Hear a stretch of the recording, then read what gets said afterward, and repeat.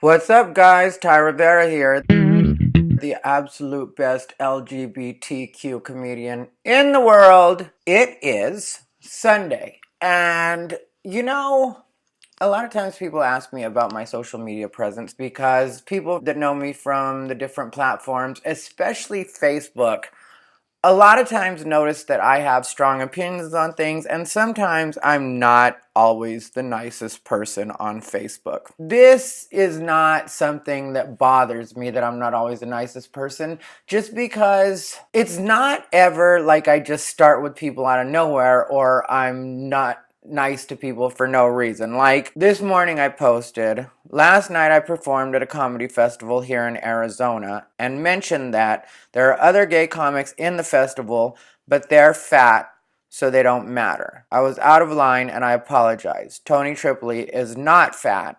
As far as the others go, my statement stands. Hashtag unbothered. Okay. Now some people would say I'm fat shaming, and maybe I am. But here's the deal. I have tried to be nice to all of the Arizona LGBT comics, and they try over and over to exclude me from the LGBT events because they've got different excuses for why I shouldn't be doing LGBT events, which is ridiculous because I'm known a lot of places, and I may not always be the most see, because it's not that I'm not LGBT positive. The problem is that I'm not, or LGBTQ or LGBTQ plus, but the problem is that I'm willing to have a sense of humor about the LGBT community. That's one thing. And the other thing is, I think there's a difference between coddling and being supportive, and sometimes I think it's very important, especially within our own community, to be like, no, you guys, this isn't the same. Or no, you guys, this isn't you necessarily fighting for anything. This is you asking people for more than you deserve from them. See, because as LGBTQ, we started off back when I was younger looking for tolerance. And then we moved on to looking for acceptance. And now we've moved on to looking for encouragement. And nobody owes you that. Nobody has to encourage you. Yes, people should be fair with you. You should be able to get the same opportunities as anybody else. You should be able to get jobs. You should be able to have the same rights as any other American.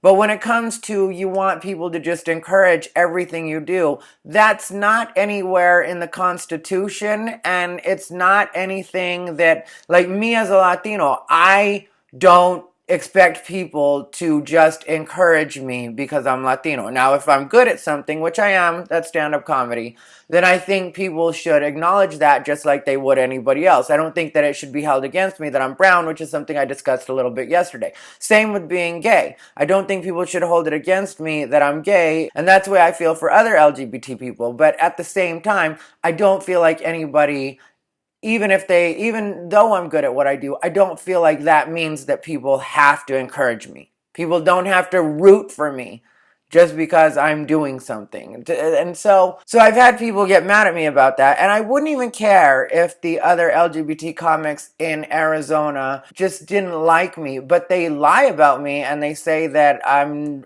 blackballed from doing gay shows in LA, which is ridiculous. I mean, maybe at some point I'll set up a string of gay shows in LA just to disprove their point. And like you would think, okay, well, that's just gossip. Well, what you forget is Arizona is kind of a small scene, so people mix with the bookers and the producers here. So people tell the bookers and producers here, and it's like, well, why would you say something about me that completely isn't true, and that you have nobody with any credibility has told you that? That's not an actual thing. So, yeah, every once in a while I do get tired of the other LGBTQ performers here in Arizona because they're worried about me because they think I'm trying to take something from them, but it's like, you don't have anything I want. there's nothing that I really want like that here in Arizona. The only thing I wanted when I moved to Arizona was to be a good representative from my state, because if you've seen any of my TV performances or appearances, I always mention I'm from Arizona. I've always given shout outs to Arizona because I am proud to be from Arizona. And even if I don't like certain people and I know that there's certain things that we have to fix here in Arizona, I still do love my home state. But for some reason, that doesn't matter to people or doesn't resonate with people. Like, they see me as a threat here. And it's like, I get it. I might seem like a threat to you, but that's because you do really stereotypical stuff.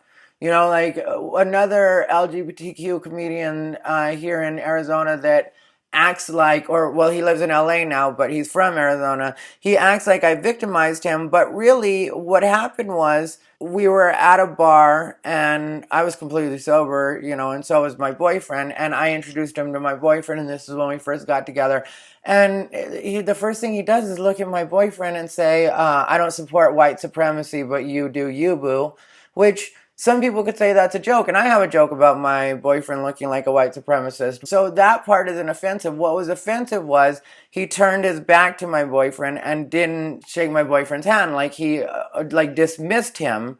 And it's like, I don't think anybody would be cool with that. Like, if somebody introduced me to their girlfriend and I said some shit like that to her, or some derogatory shit, and, like, you know, just dismissed her and refused to shake her hand, then I think the other guy would probably want to fight me, or, you know, like, I don't know anybody that's going to be cool with that, but maybe because I'm gay and he's gay, I was supposed to be cool with that. But I wasn't. And the other thing is, I've known this comic for a long time, and I was always really nice and really supportive of him, even though he just isn't that funny. And that's not me being mean. It's not like he never gets laughs, but he's not universally funny, and he's not. Some people just aren't good enough to be a problem, is the way I feel about it. And I know that that might sound snotty and that might not be the nicest thing to say, but that's really the way I feel about some people. I feel like some people need to understand that you're not good at what you do, so you should be a nicer person.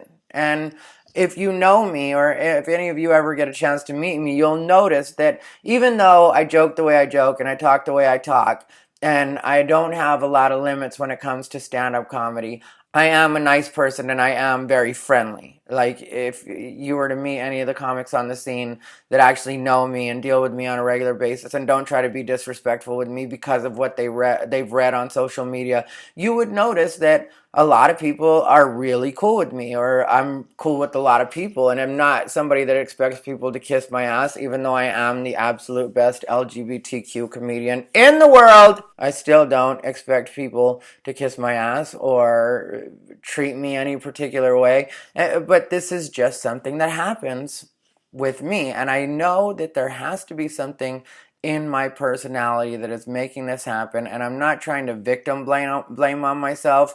But at the same time, I do think that as much as people preach that we should be confident and we should love ourselves and all the stuff that people say, once you really put that into practice, people get jealous about it. People don't like it when you're confident. But like I said, this is stand-up comedy and it's a solo sport. So if you're not confident in yourself, if you don't like what you do, if you're not willing to say, hey, I'm good at this, then how's anybody going to know, or why? I mean, like, yeah, they can see you or whatever, but it's like the number of people that will just stumble upon you compared to the number of people that you can pull in by maybe having some fun and giving yourself a title that makes them look. Because I say I'm the absolute best LGBTQ comedian in the world, and then people get like, hey, let me check this guy out. Is he really the best? Well, that's all I need is for you to come in the door and buy a ticket.